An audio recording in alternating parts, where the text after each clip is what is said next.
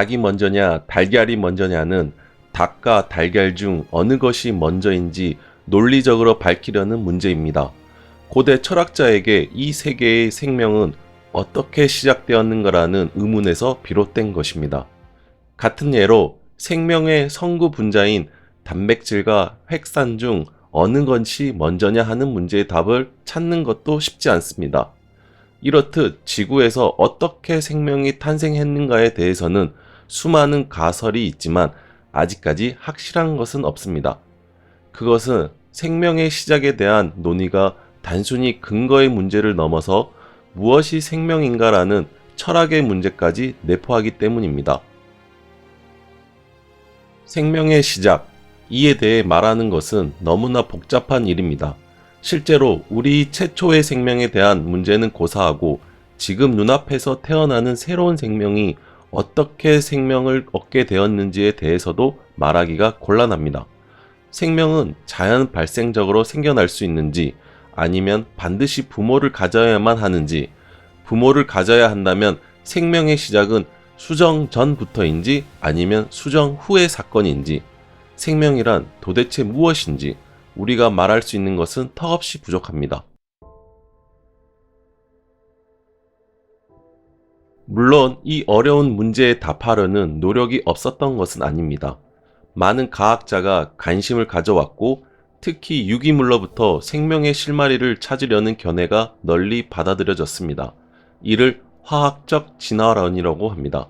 이것은 모든 생명체가 단백질, 핵산과 같은 유기물을 필요로 하고 동시에 생명활동의 과정에서 유기물을 만들어낸다는 점에 근거하였습니다. 많은 생물학자는 최초의 유기물이 어떻게 발생하는지를 밝혀내는 일이 최초의 생명에 대한 비밀을 밝혀줄 열쇠라고 믿었습니다. 1953년 스탠리 밀러와 해럴드 위리는 둘의 이름으로 지어진 밀러 유리 실험을 통해 지구에서 유기물이 어떻게 탄생할 수 있는지를 밝혀냈습니다. 초기 지구의 가상적인 환경을 실험실에 만들어 그 조건에서 화학 진화가 일어나는지 여부를 알아보는 실험입니다. 원시 지구의 대기를 재현하기 위해 메탄, 암모니아, 수소, 가스를 플라스크에 넣고 물을 가열하여 발생하는 수증기와 혼합합니다. 여기에 6만 볼트의 전기 스파크를 일으켜 번개가 치는 것을 재현합니다. 그리고 차가운 물로 식혀서 응결시킨 혼합물을 모아두는 장치를 연결하여 일주일간 반응을 지속하였습니다.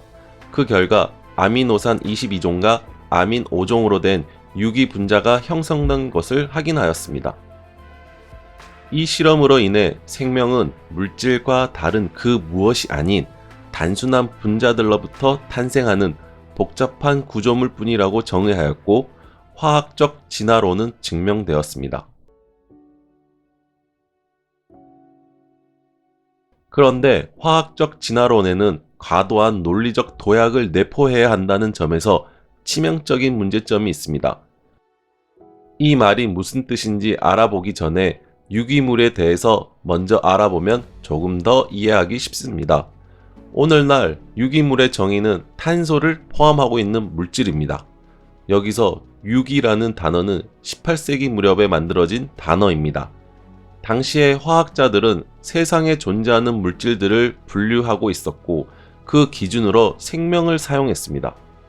즉, 모든 물질을 생명과 관계없는 물질과 생명에 의해 만들어지는 물질로 구분한 것입니다. 스웨덴의 화학자 베르셀리우스는 후자의 이름을 붙였습니다. 이 물질은 생명체의 기관을 뜻하는 단어 오겐에서 나왔으니 유기물을 오게닉이라고 명명하였습니다. 여기서 기관이란 세포가 모여 조직이 되고 서로 다른 여러 조직들이 모여 통합된 구조를 형성한 것이 기관입니다.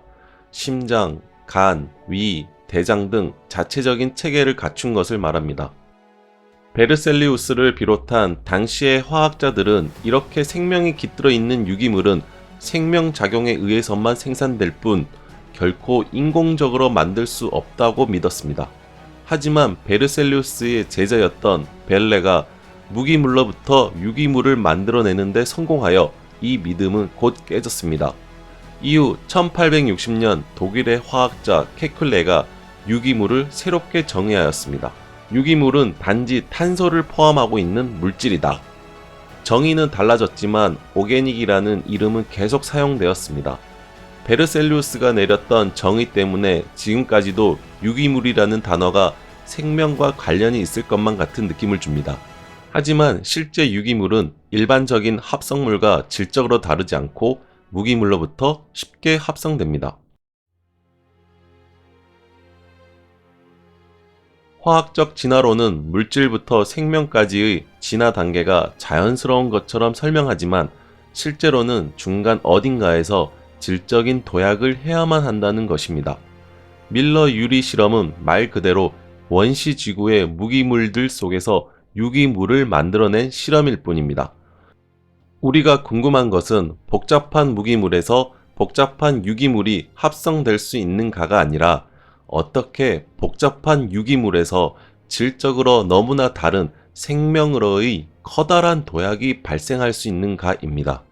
화학적 진화론은 본질적인 질문인 어떻게 생명이 발생했는가에 대해서는 정확한 대답이 되지 못합니다.